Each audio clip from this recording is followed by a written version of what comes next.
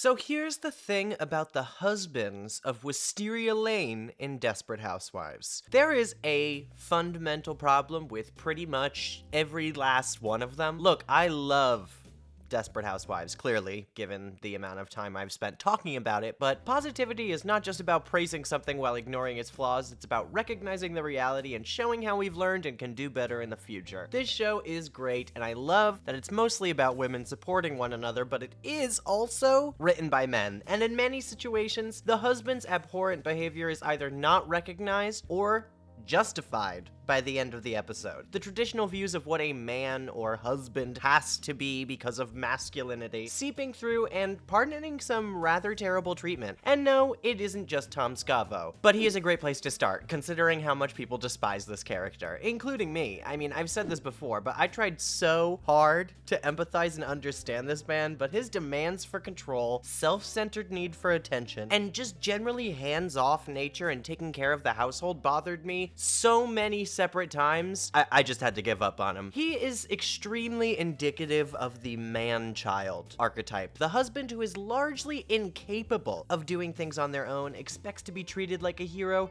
demands respect despite not reciprocating it, and refuses to admit major errors. One thing this show does extremely well is characterize how this behavior comes about. We see when Tom's mother comes to help with the children that he, like the other men in his household, were largely placed on a pedestal. Their accomplishments were inflated, their amount of work over-exaggerated, and every one of their needs were taken care of by any woman around them. She even tries to rope Penny, Lynette's daughter, into this behavior, and honestly, I appreciated when Lynette stopped her, even if maybe she went a little bit too far. Just a little. Her gripes in that episode are so unbelievably valid. But due to this, Tom is not really used to any sort of pushback on his ideas or failing, or at least feeling the effects of failure, since he would always just get taken care of, and will always unilaterally make decisions without even consulting Lynette, thinking she should appreciate them as romantic surprises from the man of the relationship taking charge and doing everything for her, even when they are extreme decisions that should be discussed. Like, just an FYI, don't plop down the savings that you both share on a house that you haven't even shown your wife. Definite mistake. I can't imagine anyone enjoying that.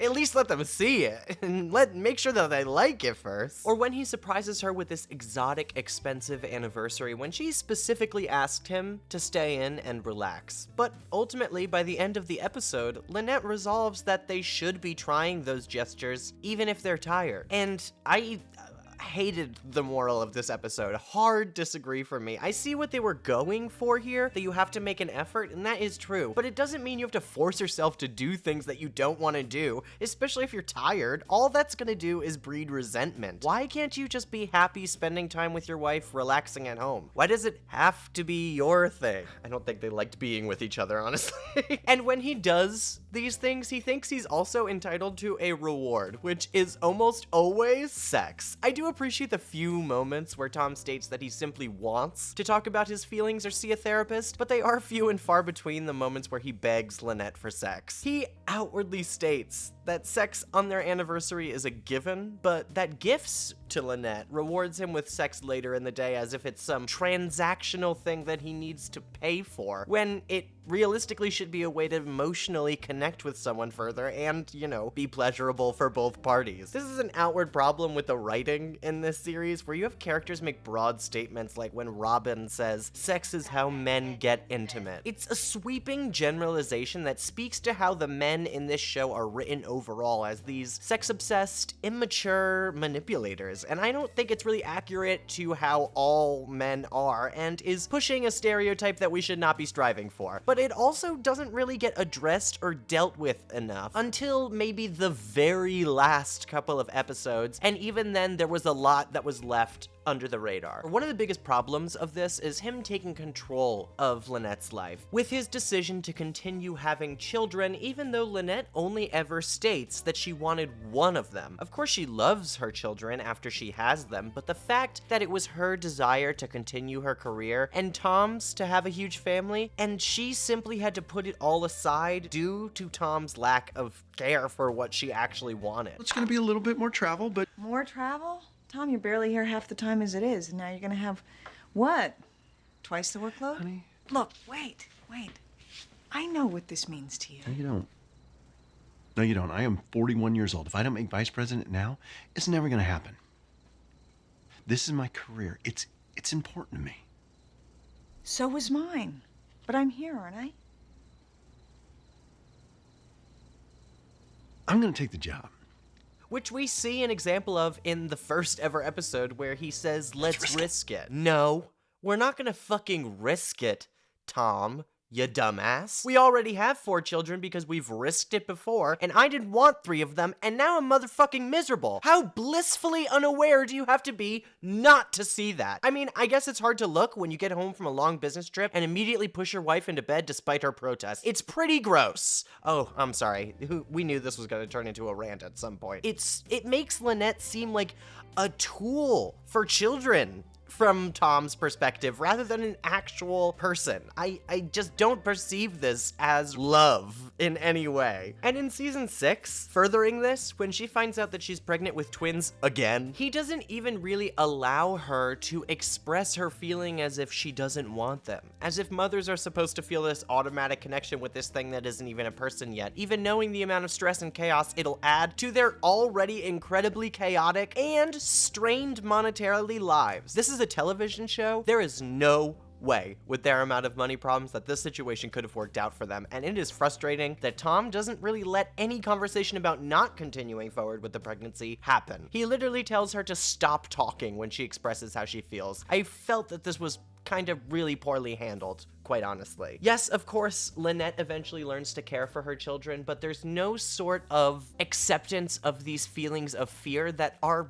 incredibly valid considering how strained their life already is together and the fact that it gets worse in the coming seasons. He rarely helps her out with the children or is able to effectively deal with them without her intervention. When he needs to look after them during her job interview, his back goes out. When Lynette finally gets a weekend away, he lifts Parker weird and his back goes out yet again, forcing Lynette to drop everything and pick him up. Listen, I get that it's not something technically in his control, but I feel like his reckless behavior always leads to this outcome with the children when it occurs over and over again. It's hard not to become frustrated with him, especially since she literally never gets a break because he is fundamentally incapable of doing things by himself. Or he diminishes Lynette's valid fears and just simply lets the kids run wild, like when they're teenagers, wanting desperately to be the good, the cool father. And while yes, he does admit that he does this, he continues this behavior as the series goes on. He just doesn't learn. He pretends to because he knows what Lynette wants to hear from him, and then gradually slips out of that behavior when they're back into a routine. It is honestly quite manipulative. And even after getting everything he wants out of his life, every time he feels bored or dissatisfied, he resolves to throw out everything and uproot the safety net they've built, only making things harder for Lynette in the long run to appease his selfish idealism. The pizza place is the first large example of this, where he promises that he will be fine being a stay-at-home dad and that having Lynette go back to work will be the best for the both of them. And you know what? I was so happy when he suggested this. I thought, great. This will be much more fulfilling for the both of them in the long run, and then he decides that he wants to go work for Lynette, changing his mind. Then when his secret child is nearly exposed, he punches his boss and quits, resolving to look for other work, but instead bickers with Lynette about finding something that he likes. So, she supports him and tells him to find what he's passionate about, and he decides pizza. Bit random, but alright, fine. Lynette has a problem with it initially, but makes her peace with it over time, even after he jumps headfirst into signing a lease again without telling her anything. Thank you for using our savings wisely, honey. But sadly, Tom has another medical emergency regarding his back. This one I'm not even gonna try to remotely blame him for. He was just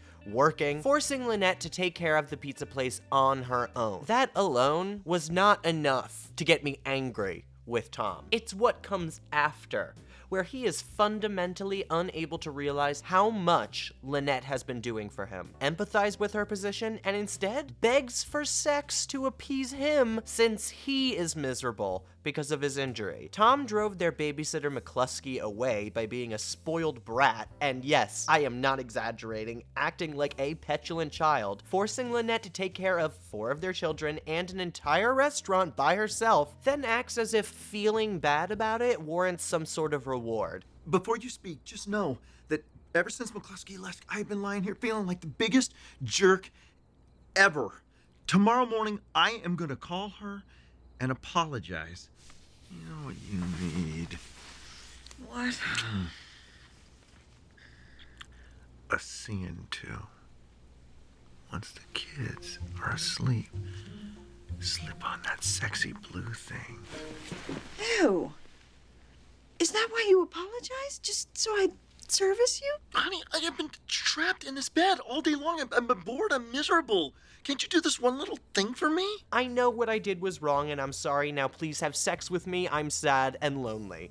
It's pathetic, quite honestly, and his failure to recognize that she has been torturing herself to appease him, his dreams, his lifestyle is incredibly short-sighted and indicative of his treatment of Lynette overall. Not to mention the fact that she had also been working to get over that he had a secret child and her mother was actively trying to destroy their marriage. But I guess we're just not going to talk about that, Tom, right? I'm so sorry you're miserable. Nobody does anything for you, do they? But then in season 5, after a few years of running the pizza place and finally making it successful, Tom wants to junk it entirely, sell everything, and buy an RV for them to drive across the country because he is dissatisfied. After, by the way, he's already bought a convertible again without talking to Lynette. He just brings it home one day. His excuse being like, oh, you promised me to find more. Girl, you were about to have a panic attack in the hospital right after your heart suffered an electric shock. Was just trying to calm you down, really? Jesus, the manipulation is crazy. What does a car have anything to do with finding value in life? It's baffling. Oh, man, he pisses me off.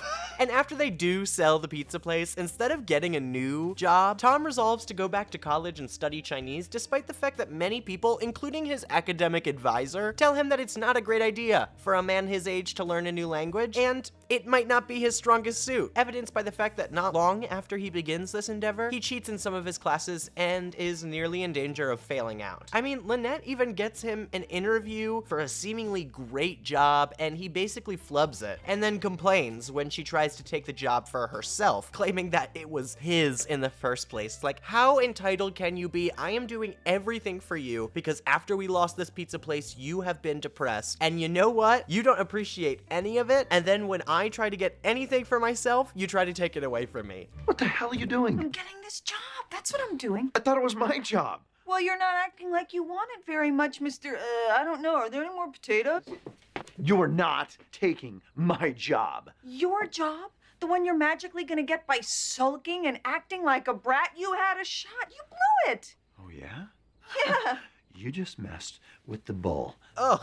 God damn. So later, when Lynette is having issues with her career due to the childish and petty behavior of another one of the husbands, which we'll discuss in a bit, they have nothing to fall back on. And in fact, lose a ton of money as Tom has to quit school and never goes back, even after things look up for them. Chalk it up to another thing Tom has abandoned, folks. He loves pursuing random ideas, won't accept any criticism, claiming that nobody supports him when he goes after them, and then ultimately just throws them in the trash. Gotta love the process. I hoped that he would go through some development after they separated near the end of season 7, but he ended up just getting worse the following season, stating that he wants to work on their marriage, but then immediately going off and dating someone else. And when I say immediately, like, we find out in like episode, 3? I mean, how do you expect to reconcile or rediscover your love for Lynette if you move on before you give yourself a chance to consider what you're even leaving? Ugh, Tom! By all means, these two should not have ended the series together, and I was glad that Lynette was happy and satisfied at the very least, and that Tom did learn something and was able to finally sacrifice for Lynette in the finale to bolster her career. But the way we arrived at this conclusion was rather sloppy, and many of Tom's flaws were left unaddressed or simply not developed enough to warrant this reconciliation, not to mention that he has made gestures like the one he makes in the finale in the past, and it's just hard for me to believe that after they moved to New York, he he would be completely satisfied with Lynette having a position of power over him at all. Because honestly, they have made that decision multiple times throughout the series to switch up their lifestyle and for Tom to remain at home. And he can absolutely never handle it when Lynette is in charge, when Lynette is making more money, when Lynette has any sort of perceived power over him, even if that's not really the case at all. One thing that also bothers me about Tom is when he fails, he lashes out at everyone around him. Lynette, when Orson tries to console him, and that was the only time I ever supported Orson stealing anything. He always becomes bitter and vindictive when he fails, feeling that the world has slighted him, not taking any responsibility for the failure at all, and not recognizing the people that have helped him either, and ultimately just sinking into this I'm terrible, I can't do anything right, all my ideas are bad mentality. Like, oh my god, the having sex every day thing when Lynette is working for Carlos. Oh, wow. So he is feeling unappreciated, so he finds a book that tells them to have sex every day to build intimacy. Whatever. One thing I love is that Catherine immediately says, let me guess, it was written by a man, and that is incredibly accurate. But when Lynette is too tired to do this, or, you know, is literally falling asleep involuntarily during it, she's like, oh, come on, like, you know, this isn't rational, I can't do this every single day. Tom is like, oh, right, my ideas are stupid, everything I say is stupid. We made a commitment, Lynette. The book says... Oh, would you stop with the book? You bought it at a car wash along with a pack of gum and an air freshener. You're right. It's stupid. All my ideas are stupid. I should just stick to doing chores. Don't just walk away. You better get to work, Lynette. You're gonna be late. And then he just ends the discussion. Like, great, thanks for actually talking it through with me. Instead, he just feels like he's a failure and lashes out at everyone around him because his fragile ego was poked. Ugh, he bothers me so much. Carlos Solis is not much better either. In fact, sometimes he managed to piss me off even more than Tom Scavo due to his proclamations of being a good Catholic man and then almost never following through in his treatment of other people. In season 1, he's rather overtly terrible to Gabby, using her to seduce clients that he works with. Tanaka expects everyone to bring their wives. Every time I'm around that man, he tries to grab my ass. I made over $200,000 doing business with him last year. If he wants to grab your ass, you let him. Manhandling her and often physically abusing her, pretty much ignoring her except to have sex, which plays into that concept I was talking about earlier, about the men in this show kind of being written as sex crazed or sex obsessed, controlling children. He even blackmails her into having a child with him by tampering with her birth control, which is a complete violation of Gabby's freedom and tells you a lot about how he sees her as less than a person and more as a possession. He does really treat her like one, as a means to an end, someone to support him, but he can simply support by buying her fancy jewelry and gifts, which seems to be a common belief from men in this show, considering Tom thinks this for a long time as well, as I mentioned. And while the show doesn't endorse this behavior, thank God, Carlos never really receives any sort of retribution or has to make up for these actions, which I feel is a mistake, especially how awful Gabby's treatment in the first season was at times. He admits to being a poor husband and to neglecting her, but we never really get an apology for him actually bruising her and actually assaulting her those couple times. And because she ends up wanting the baby, we never really deal with the fact that he involuntarily impregnated her as well, which is also never okay. I just wish these issues were dealt with, but instead we just kind of move on and Carlos pretends to be a different person now through Catholicism. Even after, though, he supposedly turns a corner in the second season, he still cheats on Gabby with Xiao Mei, their maid, and pretty much only because she's a virgin, and his obsession with that sexually was just so creepy. I mean, Gabby is home all the time, tries to be with him, understand him, but he still takes her for granted. Plus, his relationship with that nun was super frustrating. Her obviously trying to manipulate him into annulling his marriage, and then it almost working? It frames him as really gullible and his relationship with Gabby as rather fragile, which we see when he cheats on her later this season with Xiao Mei. Ultimately, them getting back together was a real surprise and kind of a disappointment for me, especially due to the timing, but I can't really really blame Carlos alone for that. Neither of them really recognize their behavior during this period in season 4, but that's part of the problem. Carlos doesn't treat the people he's with any sort of respect, including when he's with Edie, and now Edie is a separate discussion because she's manipulating Carlos in a different way, but he has no way of knowing that, and from his perception, he is just cheating on someone who recently attempted suicide, which, you know, is not great on the soul, and goes to extreme lengths to cover it up. But later in season 6, when Carlos is once again in power and in charge, he abuses it. After saying he wanted to foster a positive workplace, when he finds out that Lynette was pregnant and didn't tell him, he makes her life absolutely miserable, basically tortures her, and then cuts her off from her only source of income, shutting down any relationship they had with her. It's pretty incredibly petty for a secret that Lynette is by no means obligated to tell him. Not to mention that he took the promotion away from someone else just because they were pregnant, so why the fuck would I confide in you, idiot? Quite honestly, I think Carlos was embarrassed and his ego was bruised after boasting to her that she couldn't hide anything from him because he was too sharp for that. And then she successfully did, so he lashed out to protect his fragile sense of power and masculinity, and to assert his continuing dominance over Lynette and in general the women in his life. But right,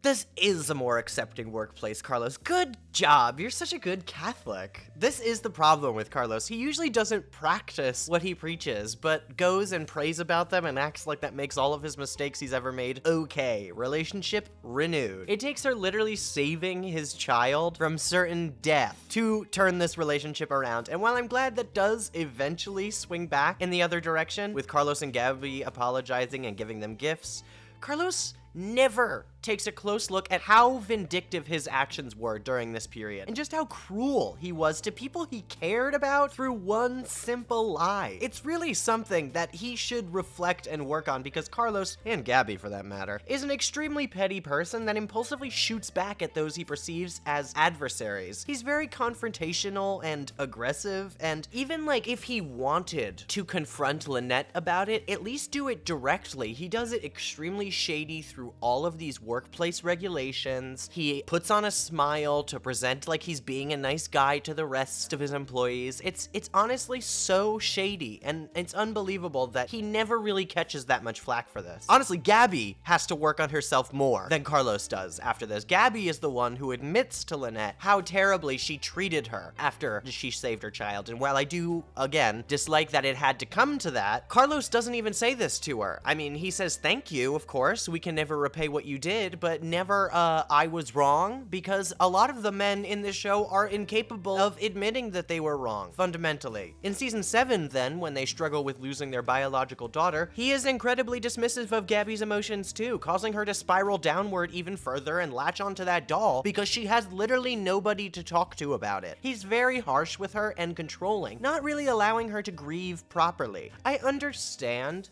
that he is concerned for his other daughter, but his treatment of Gabby and completely overriding of her emotions was indicative of his behavior in that first season, showing that he hasn't learned all that much since their first marriage. He hasn't reflected, even after his time in prison, which, you know, was for slave labor, which is a whole separate issue. When things get hard, he still turns to these aggressive and dominating tendencies, beating people up, for example. Even after, in season 2, he makes a big show of not wanting to do that anymore, season 6, he's still beating up Danny Bolin after he sees him with his niece. Again, he's saying he wants to be better and acting as if he feels bad for these actions, but never really following through and analyzing his behavior until, like, the very end. Also shown to us by the fact that in season 7, after he discovers what Bree covered up regarding his mother's death, he completely bans Gabby from seeing her, hanging out with her in any capacity, even if he is not involved, ultimately resolving to basically control Gabby's life. And once again, it takes Bree doing an insane gesture of support towards them, covering up Alejandro's murder, for him to end up forgiving her. It is the same pattern with this dude over and over again, where he lashes out and resolves to be overly controlling without concern for what it does to those he loves emotions. He even states jealousy of Gabby's relationship with the other girls on the lane, saying that they were too close and he felt that they were taking time away from him. So selfish. Like, she can't have friends, you were the one who wasn't there in the first place. And maybe the fact that you've been denying my feelings all season about our biological daughter could give you some indication about why I might need to confide in some other people besides you. When Gabby gets a job at the end of the series, he struggles with her taking care of him, even though it's the arrangement that he quite literally begged her to allow him to pursue, with him doing work that's important to him but not necessarily well paying, and then Gabby taking a job because she wants to keep the same lifestyle, which, I mean, why wouldn't she? That is incredibly valid. Oh, you are such a hypocrite. How many times did you tell me to show a little cleavage when meeting your out-of-town clients? My breasts were practically a tourist stop. This is different, and I don't like it. Well, too bad. We need this job. I'm the breadwinner now. Yep, throw that in my face again. What? Make me dinner, Carlos. Get me drinks. Bring me the check. For the first time in 19 years, I was able to treat you. And I can't believe that would bother you. Well, it does. It's driving me crazy that you're the one making all the money and calling all the shots. Well, get used to it. Because I did all this for you. This is what you wanted. Once again, a man's masculinity is just bruised because Gabby is the one treating him to meals, which she states that she was excited to do. She wanted to take care of him because she loves and appreciates that he did the same for her. But he can't accept it because he puts her in a perceived position of power over him and makes him feel like less of a man, even though that is ridiculous and not remotely true. Just because they are both contributing, and just because Gabby happens to make more than he does not mean that she holds any extra power in that relationship. They are still both equals. And although Gabby, yes, asked him to make dinner because she isn't home to do so and, you know, would like to eat. And again, I do agree with his message in the finale about her not neglecting him. That is definitely important. They still need to pay attention to each other. But Carlos having a problem with doing those in the first place is really indicative of how all the men act when they have to do any sort of perceived maternal activities. How does it make you less of a man to take care of your child? Another egregious example of this phenomenon is Bree's first husband, Rex. Rex actively devalues Bree's emotions, which she has to work past a wall to express in the first place because of what she was taught about concealing them from the men in her life, since her mother was used to having men take advantage of her after knowing their true feelings. Forcing her back into that repressed state, though, every single time she stepped out of it. And it's why Bree has so many of those problems with her children, her friends, because she fundamentally has a problem breaking out of her shell. Because one, her entire family taught her to be careful of the men around her because they'll try to control you. And two, because every time she does, she's dismissed. Well, maybe I don't feel safe sharing every single thought and emotion I have with you. Well, that's a horrible thing to say. Of course you can feel safe with me. I'm your husband. You gotta be kidding. It was hurtful. To who? To me. I'm going to bed. Now? You wanted to know what I was feeling. I'm feeling hurt and humiliated. And I think you're dumb to feel those things. When she's passionate about a hobby, like with her book, he simply cuts in, steering her toward her housewifely duties because of his selfish desires, completely disregarding her excitement about making a cookbook, and one that was definitely possible, evidenced by the fact that she is able to succeed in that later in the series. She is, like, the best cook. Why shouldn't she? He just has no faith in her, and it's really disappointing. He never supports her in her decisions, either, openly cutting her off and undermining her with the children. Listen, I don't love the way she raises them or does things either. She is way too strict, but doing that, not gonna help. He needs to discuss things with her, but doesn't talk to her about his frustrations until he blindsides her by asking for a divorce out of the blue. And it takes Andrew shoving her and him witnessing that to believe that the problems she sees within Andrew are real, and doesn't really empathize with her treatment around the household at first, especially considering that Andrew's disregarding of her feelings is indicative of Rex's own treatment of her. Where do you think he learned it? If you are overriding, disregarding Bree's opinion all the time, eventually your children are gonna start doing the same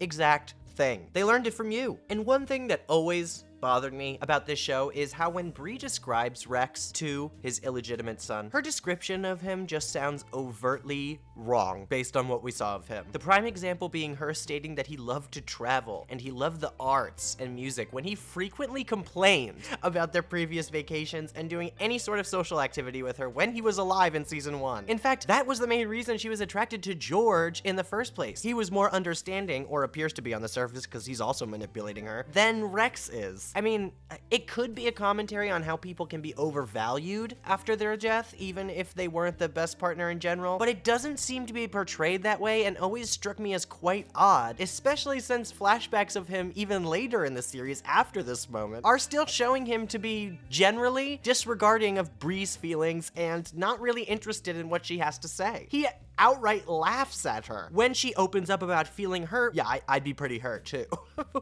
I'm standing right here, bro. What the fuck? And then Bree moves on to Orson, who is, kind of worse, in my opinion. I know people really like Orson and feel that he was a good fit for Bree and that the writing just kind of fumbled him in the later seasons, which I do semi-agree with. But even during his storylines in season 3 where people became endeared to him in the first place, I felt that he was overly shady and way too manipulative toward Bree to be able to trust him going forward. He comes clean to her about 3 separate times throughout that season, conveniently not telling her information that might cause her to dislike or leave him, really only telling her when he is in danger of being exposed like the next second and Bree has hard proof. Selfishly keeping the fact too that he almost killed Mike to himself until someone else reveals it to Bree, not even in season 3. So even when everything is resolved at the end of that season, he's still hiding things, pretending to be that perfect husband, but not doing the most important part of fulfilling that role, being honest. Even after he serves his time, after Susan and Mike reveal this, and Bree asks him to go to prison if they wish to continue their relationship, he struggles with his position as not being a respected dentist anymore, and Bree having her own business. He literally can't, as Tom couldn't, as Carlos couldn't, be the house husband whose wife is supporting him. And I can understand that maybe it's an adjustment because it's a lifestyle change. I don't understand why it's written as some insurmountable, unbearable hurdle that is torturous for the man to experience. Oh, my wife is taking care of me financially. What a nightmare. Your wife succeeded, you didn't because you tried to fucking murder someone. Accept the consequences and grow the fuck up, Orson. Instead, he resolves to blackmail Bree into giving him a job by basically threatening her with a divorce and ruining their relationship if she doesn't make him her partner. And Bree eventually caves because of his sudden aloofness. The fact that this petty behavior works is appalling to me, and even takes place during a rather romantic montage as if this is some great moment. It's one of the most frustrating storylines of season 5 for me. I never really trusted him, and then things just got worse. Because even after he does get the job, he complains about how much more she pays Andrew than him, and then lashes out at Bree for having control over him again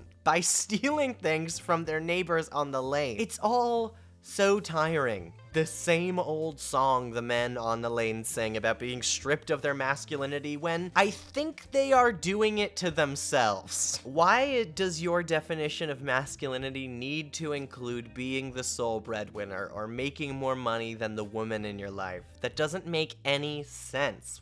How would that be part of being a man? It's part of that toxic masculinity. Those traits in our society that, we're getting better at recognizing, but we're definitely ingrained in our culture for a really long period of time. But like those other men, when Bree pushes him away due to their soured relationship from his petty behavior, he resolves to be more controlling, manipulating, and then blackmailing her into staying married to him so that he can force her to see how much he loves her. Oh, what a romantic. And even after this, we get an arc where Bree and Orson are happily married again, where, because of his injuries, these behaviors are not really addressed. Orson is much kinder and gentler in this period, but I wish there was more development toward this behavior, as it feels rather back and forth with him and his writing, especially since they always resort to this, I can't have you taking care of me, it's too much for me as a man and my male identity.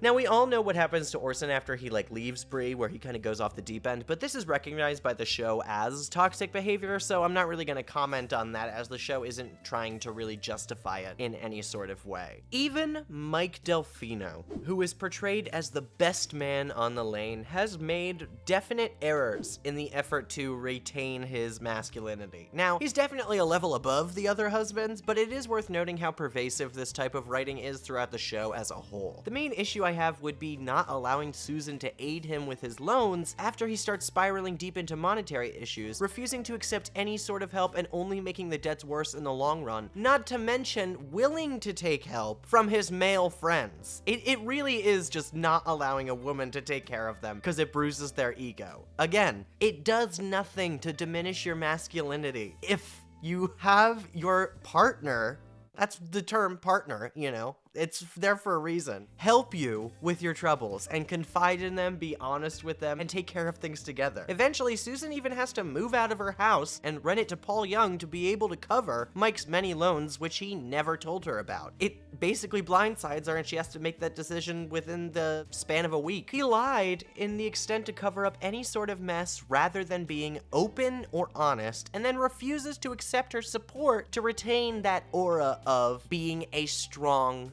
unrelenting, silent man. The show frames this as Mike compensating for how his father abandoned him and his mother when he was a child, but all it really does is play into his hero complex, his thinking that he needs to save and take care of everyone at his own expense, which ultimately leads to his death in the show. I mean, nobody was in that house, Mike. You did not need to go up there and beat that gangster up on your own. Just call the cops. Seriously. Overall, the men of Wisteria Lane have a real problem letting women take control or have any sort of power over them, even a small amount, seeing it as encroaching on their duty as a man to be the sole provider of the household or the boss of their own lives. Their views of masculinity prohibit them from properly opening up to those they love or recognizing their own flaws clearly, and is cause for a ton of conflicts in the show that I don't think are properly recognized or dealt with, and in some worst cases are even rewarded. And I do think it is worth addressing in this show that is mostly designed to showcase the struggles of the women of suburbia specifically. But these men often make it about themselves, and throughout the show draw more and more attention and demands from these women, kind of detracting from that overall message that drew me to the show initially. And when those men do fail, they have no idea how to deal with it either, because once again they are unable to recognize their own flaws, to admit their own defeats, to accept any sort of failure, as their self-esteem cannot really handle it, whether that be based on the way Tom was treated as a child, where he was always put on a pedestal and never really experienced true failure or pushback, or it's because of Carlos and they just feel entitled to control the women around them. Either way, it is a real issue in this show, and I hope this video has brought some attention and shed some light on these issues. And if you have anything to add, please let us know in the comments below. I always love discussing these things with you guys. But if you enjoyed, support us on Patreon at patreon.com/PosiTVty. That's PosiTVty. There you get extra content in the form of unedited essays, so you can hear all my glorious mistakes and addendums. And you get all these videos before they come out on YouTube, but the support on YouTube means a ton. Thank you for liking, subscribing, hitting that sweet bell. It means a lot to us and to me. I don't know why I keep saying us like I'm some corporation. Like, bro, it's literally just me doing all this.